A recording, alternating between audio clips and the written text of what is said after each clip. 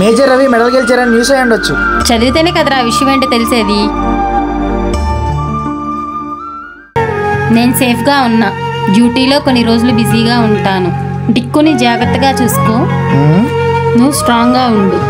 ఒక్క మాట, నీ చుట్టూ ఉన్న అందరినీ గుడ్డిగా నమ్మకు. Don't trust anyone near you. Don't trust anyone near యూనా అంటే ఏంటి?